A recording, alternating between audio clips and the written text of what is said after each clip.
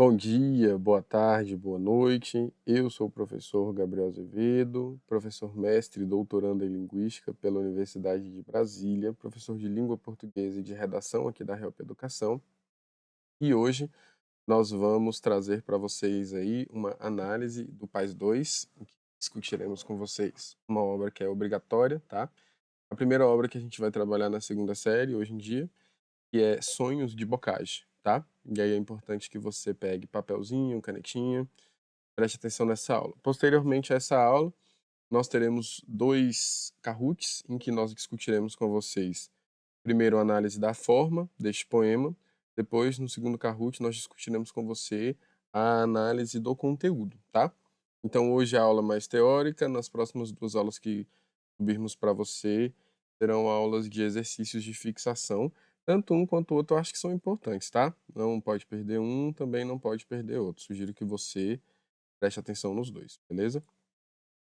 Bom, então começamos aí com essa capa maravilhosa e bonita para você, em que a gente tem aí uma ideia, né, daquilo que a gente vai desenvolver. Veja que quando a gente fala de sonhos de Bocage, não tem uma perspectiva muito agradável aí, né? Você vê que a gente tem a morte, você vê que a gente tem uma determinada foice, e não é muito agradável pensar isso, né? Que tipo de sonho é esse, professor? Bom, vamos lá. Primeiro, para que a gente se desenvolva, é necessário que nós façamos aí uma relação de interpretação da literatura com base no sujeito, no mundo e da obra. Nós já trabalhamos que a divisão do sujeito vai levar em consideração quem é a pessoa, quem foi que escreveu, qual era o tipo de letramento dela, como que ela se relacionava, qual era a classe social dela, qual era a casta social dela e assim sucessivamente.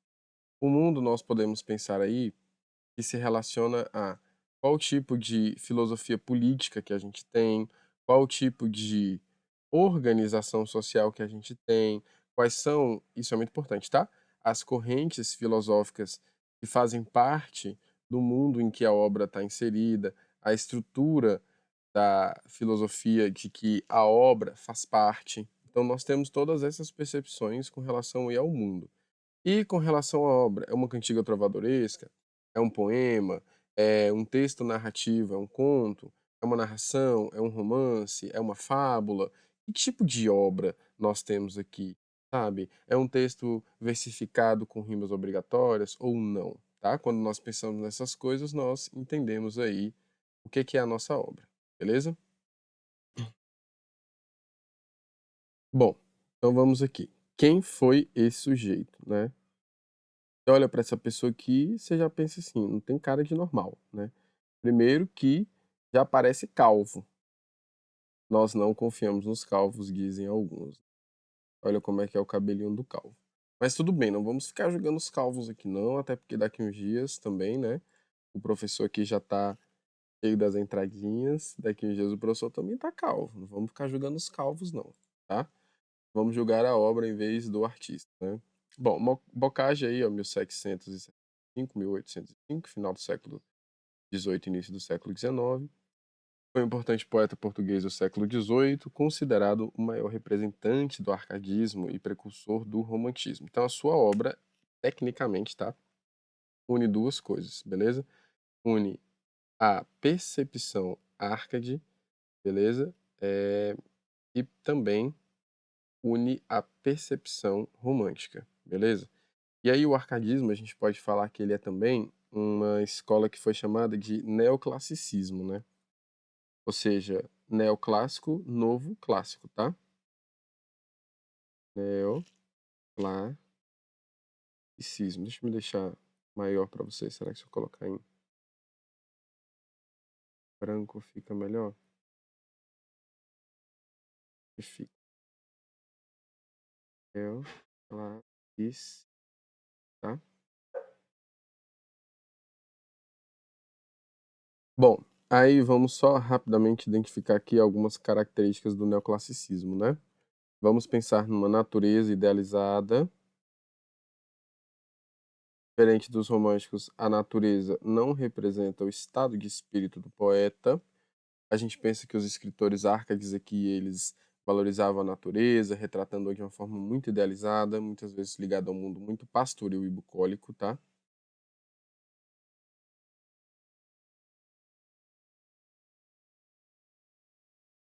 Em contraste com a urbanização e a artificialidade, e aí a gente tem a ideia do bucólico como sendo uma relação muito pastoril, né? Nesse sentido aí a gente pode interpretar que está relacionado a um gênero literário que vai idealizar a vida no campo, que vai idealizar uma vida mais simples, tá?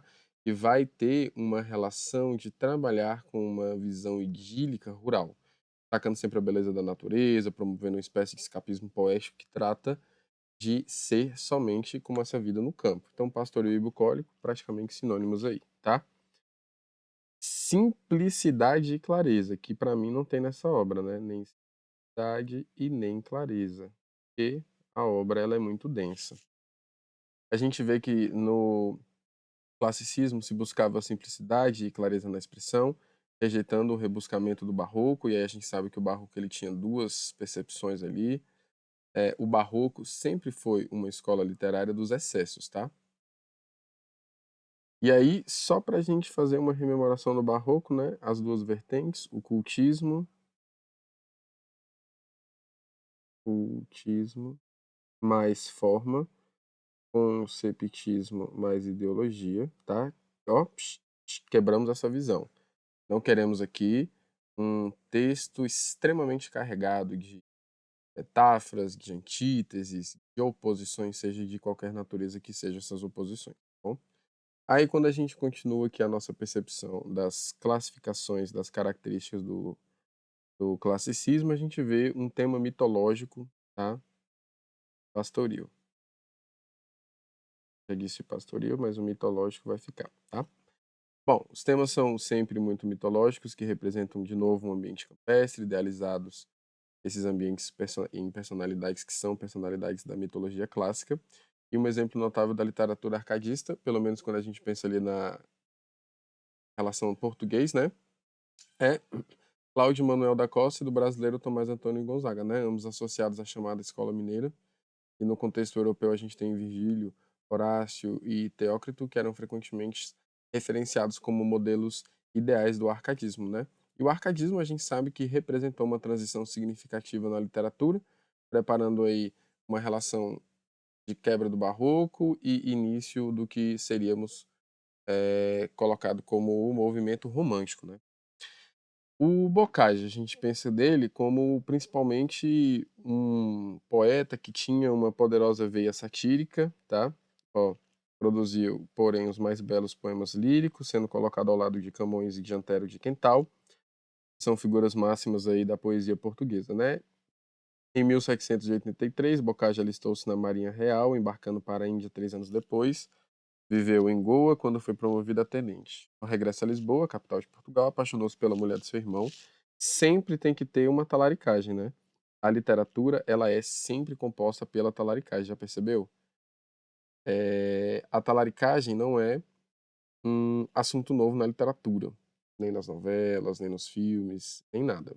Pelo contrário, a literatura sempre trouxe pra gente, né, essa percepção de que o nosso momento de traição sempre fez parte, né? Bom, entregou-se à boemia, que também fez muita parte, principalmente depois dos românticos. Nessa época escreveu versos sobre a desilusão amorosa e as dificuldades financeiras. Bebendo demais, amando a mulher do próximo, né? Com certeza isso aí iria acontecer. Bom, no início da sua atividade literária, Boccaccio seguiu a moda do arcadismo. Olha só o Nosso Senhor aí, já em uma outra foto. Um pouco também calvo, né?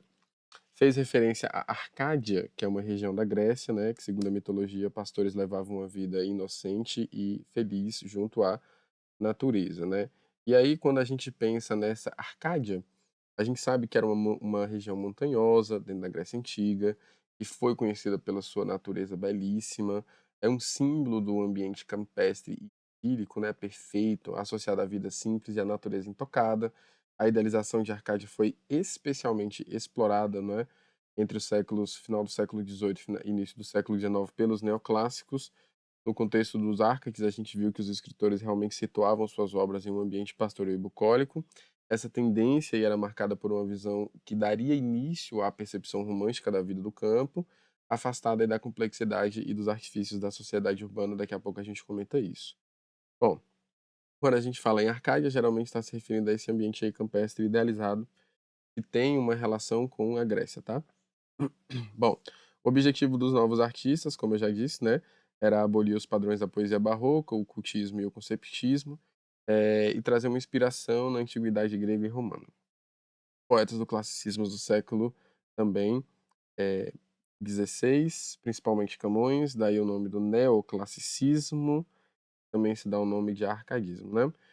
Com o tempo, Boccaccio abandonou a poesia artificial e começou a falar do seu mundo interior, dos seus dramas existenciais e amorosos, em uma linguagem que era emotiva, que encontrou grande receptividade entre os leitores daquela época, depois vindo a ser um dos poetas mais lidos em Portugal. E aí a gente precisa falar sobre o mundo, né? E aí, para a gente entender o que é o mundo, nós precisamos passar pela filosofia. Aí eu lembro que eu te falei assim, não, nós vamos precisar entender a nossa obra literária como uma relação entre o sujeito, o mundo e a obra, porque o sujeito, quem foi que escreveu, qual era a característica dele, quais eram os aspectos que ele tinha enquanto cidadão, fazia parte da composição de como que ele via o mundo, e aqui também não vai ser diferente, pelo contrário, tá? Então nós começamos aí com a percepção do que é o iluminismo.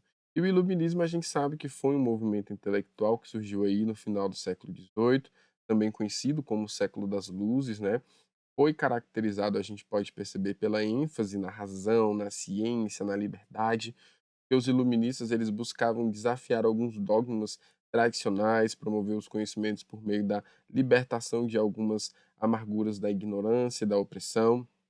Eles defendiam a aplicação da razão humana na resolução dos problemas comuns, os problemas que eram sociais, os problemas políticos, os problemas econômicos, em certos momentos até se afastando um pouco daquela visão idealizada que se tinha da religião como sendo o cerne da concepção humana, tá? Questionando aí também o que nós vamos entender como a autoridade absoluta e buscando aí uma sociedade um pouco mais justa, tá?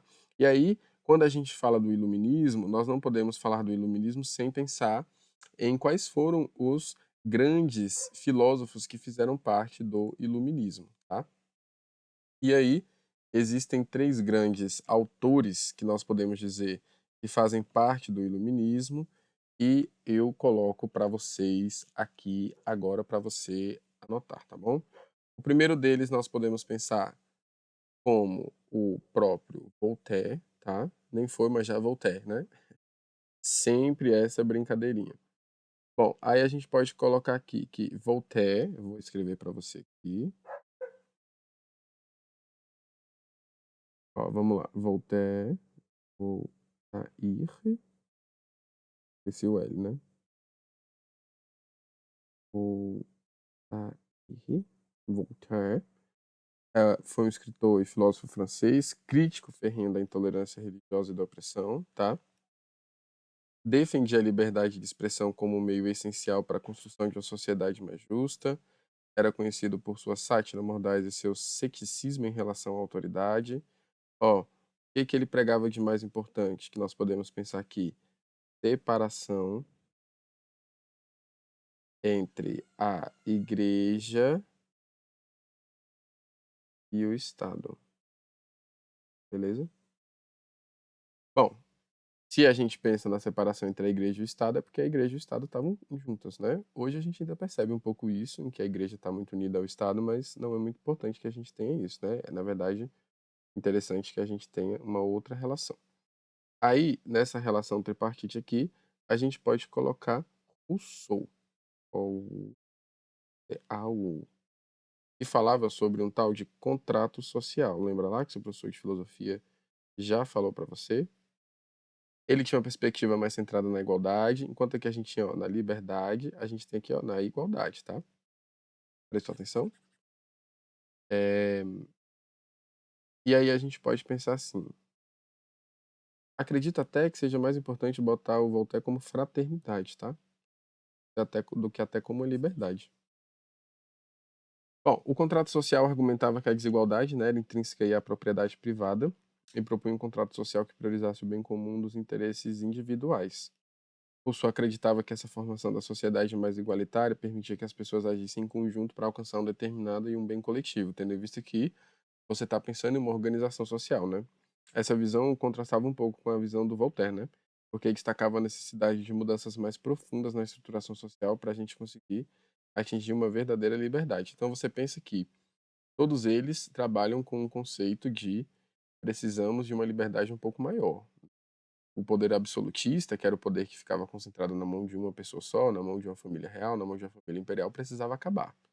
E para isso, a gente precisava acabar também com uma relação de o Estado ser associado à igreja, porque a igreja é quem coroava os reis, a igreja é quem coroava os impérios. Então, como que a gente consegue fazer uma sociedade mais justa, finalizando o absolutismo nessa região, tá? Então é disso que se trata aí o nosso pensamento, veja. E aí a gente tem outro que é Montesquieu. Montesquieu, beleza? E propunha que a gente tivesse uma separação entre o executivo, o legislativo e o judiciário, tá? Eu acho que aqui tem mais liberdade, tá? Aí a gente tem uma liberdade, uma igualdade, uma fraternidade. Bom, Montesquieu, que foi um jurista e pensador político francês, contribuiu com a teoria da separação dos poderes em sua obra O Espírito das Leis, que foi um livro muito importante. Propunha que o poder deveria ser dividido entre executivo, legislativo e judiciário, que assim a gente evitava abusos, preservava as liberdades individuais. Com isso, a separação dos poderes tornava-se um mecanismo crucial para que a gente conseguisse impedir a concentração excessiva de autoridade na mão de uma pessoa só e a gente tivesse a manutenção de um governo muito mais equilibrado, né? E essa abordagem pragmática e estrutural contrastava com as ideias tanto de Voltaire quanto de Rousseau, centrando-se sempre nas instituições e na sua organização para que a gente garantisse preservar as liberdades individuais. Em suma, a gente consegue dizer que essas divergências entre os três pensamentos dos iluministas destacavam, né, destacavam muitas coisas importantes dentro da riqueza do próprio movimento que moldou o período que ficou conhecido como o período dos iluministas. E aí, quando a gente pensa nesse fim do absolutismo ali no século XVIII com ênfase na igreja, a gente logo tem duas revoluções importantes. A primeira revolução, que foi americana, em 1776, você veja aí, final do século XVIII, foi impulsionada também por ideias iluministas de liberdade e de autodeterminação. A gente teve um conflito entre as colônias americanas, a gente teve o domínio britânico também nessas colônias americanas, que resultou na busca da independência, que foi consagrada a Declaração da Independência dos Estados Unidos, a concepção de governos legítimos derivado do consentimento dos governados, presente ali na obra dos iluministas, influenciou muito os fundamentos democráticos dessa nova nação que se chamava agora uma nação americana, né? Essa Revolução Americana representou um marco na história, demonstrando como os ideais iluministas podiam transformar estruturas de poder que já estavam muito bem consolidadas. Então, veja, não é só a gente pensar nessa relação de que a gente tem uma filosofia teórica, é a gente pensar como que essa relação de uma filosofia teórica, ela manifesta uma relação de a gente ter agora uma motivação de uma batalha social, de uma batalha real. É trazer a filosofia para um modo prático. E aí eu sempre gosto de dizer que quando a gente muda o sistema de poder, a gente muda também a forma como nós nos expressamos, e isso vai ser muito relacionável ao que a gente vai entender como a nossa própria arte aqui, Bocage, tá?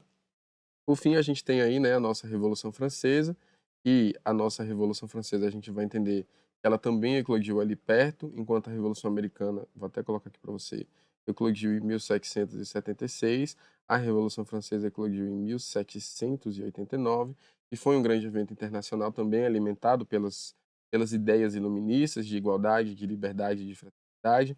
Contrastou um pouco também com a monarquia absoluta que acontecia dentro da França.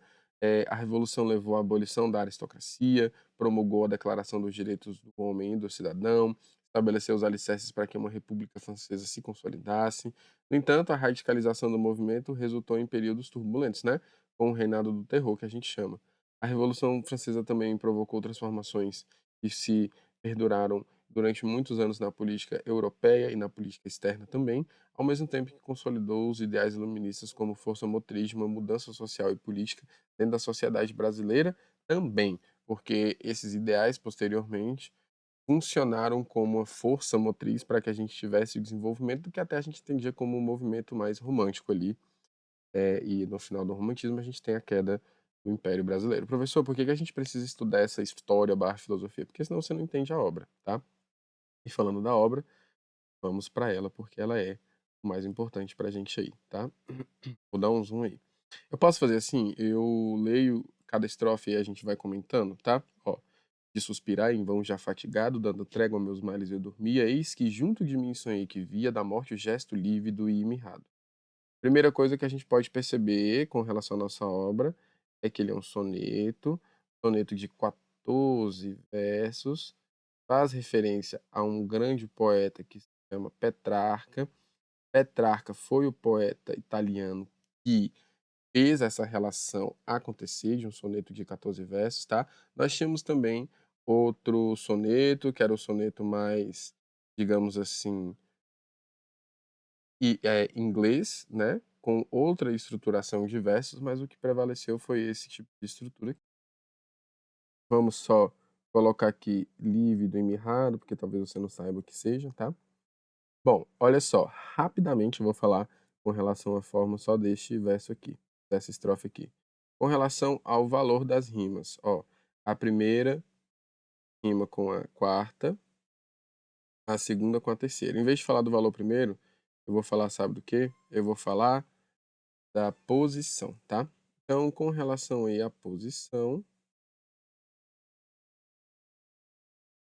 é uma estrofe que tem uma posição interpolada, ó. A primeira rima com a quarta, a segunda com a terceira, tá bom?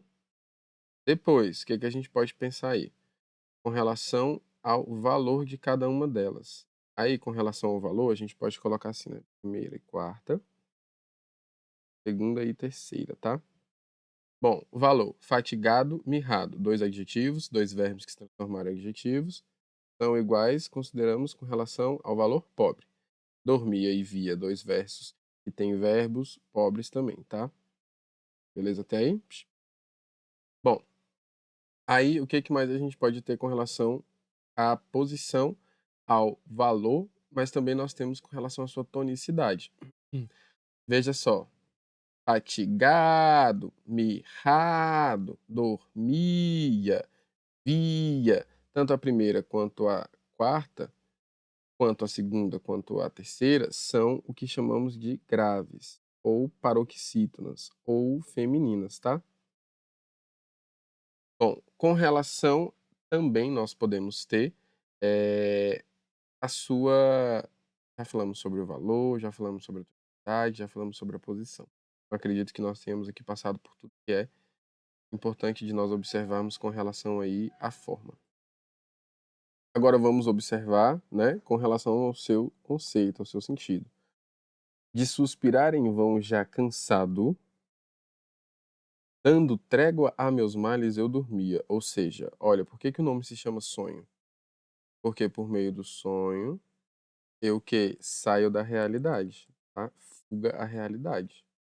Você viu que eu te falei que poetas Árcades, eles fugiam à realidade, dando a ideia de que eles estavam em um contexto pastoril perfeito, lindo, maravilhoso?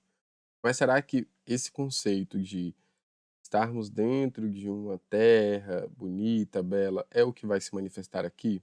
Será?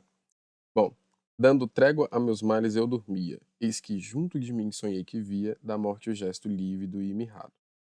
E aí, o que é que você pode perceber com relação a isso? Lívido é um termo que descreve uma coloração pálida ou acinzentada da pele, né? Geralmente está associada a alguém que está com medo, em choque. Também pode ser usada de uma maneira mais ampla para a gente dizer que temos uma tonalidade aí esbranquiçada, tá? Então, no momento em que a gente percebe essa relação da primeira estrofe, o que que nós temos?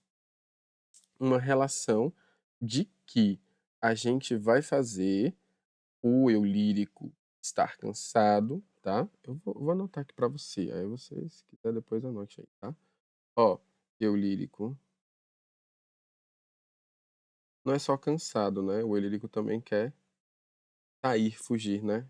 Temos algumas oposições, ó, vida, morte, sonho, realidade, amor, não amor também. Não vou colocar amor, não amor, porque aqui não tem muita essa expressão, tá? Vou deixar isso aí pra depois. Bom, então vamos pensar que isso aqui é uma descrição. Eu estou cansado, eu preciso fugir da minha realidade. A minha realidade ela já não me deixa ser feliz. Então, poxa vida, né? O que vai acontecer? Bom, vamos lá. Então, só por esse, eu quero te dizer para você, eu quero te dizer aqui, e eu quero dizer para você uma coisa que eu acho importante nesse poema, tá?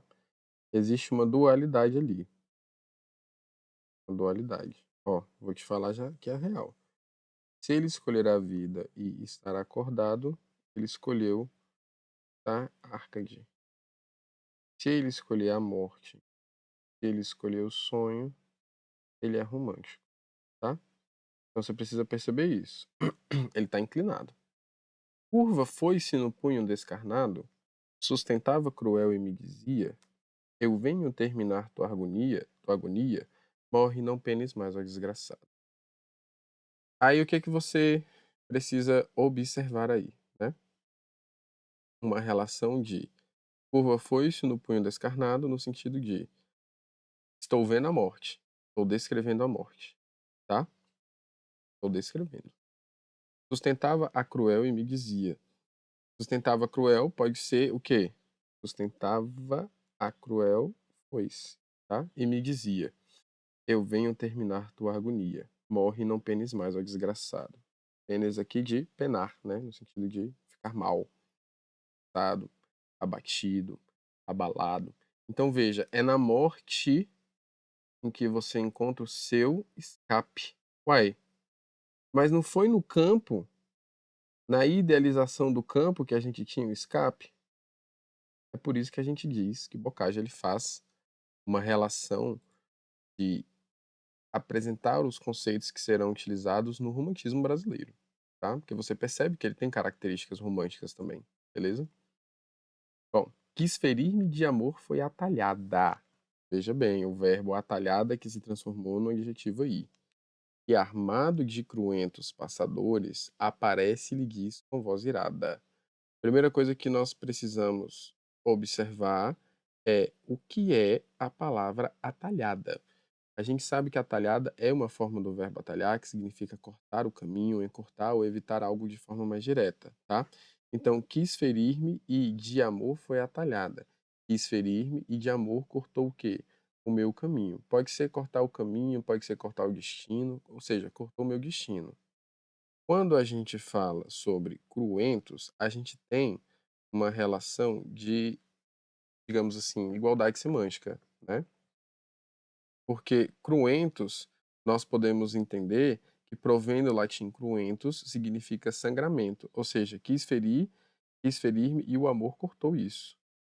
E armado de cruentos passadores é dizer que a gente tem o passadores ou a gente tem alguma coisa que está sangrando em nós, tá? Porque o termo passadores pode significar uma passagem, pode significar uma linha de produção, tá? Então veja, quis ferir-me de amor foi atalhada, que armado de cruentos passadores, aparece e lhe diz com voz irada. Então algo que está sangrando aparece e lhe diz com voz irada. Olha só, será que aqui ele vai escolher a morte ou será que aqui ele vai escolher a vida? Ó, aqui eu sempre lembro nessa estrofe de quis ferir-me de amor foi atalhada, que armado de cruentos passadores aparece e lhe diz com a voz irada, eu lembro muito da Inês Brasil. Uau! Se me atacar, eu vou o quê? Atacar. Alô, alô, alô, graças a Deus, vocês sabem que sou eu. Então você veja, quis me matar de amor. Mas de amor eu não vou morrer, meu filho, tá? Não. Se você quiser me atacar, eu vou o quê? Te atacar de volta. Então, nessa estrofe aqui, você já percebe que ele não vai usar a morte como escape, porque ele vai escolher a vida, ó. Emprega em outro, tá? Os teus objetos e os teus rigores. Então, emprega noutro objeto os teus rigores, que esta vida infeliz está guardada para a vítima só de meus furores, tá? Então essa vida ela está infeliz, essa vida ela está guardada, mas eu vou viver porque eu vou atacar quem me atacar. Então nesse sentido,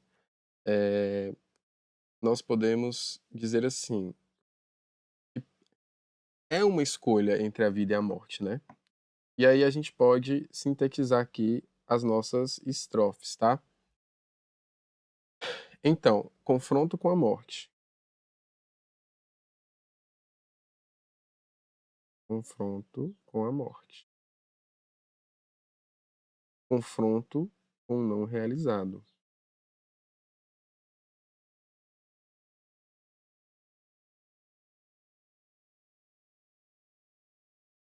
Descrição da morte.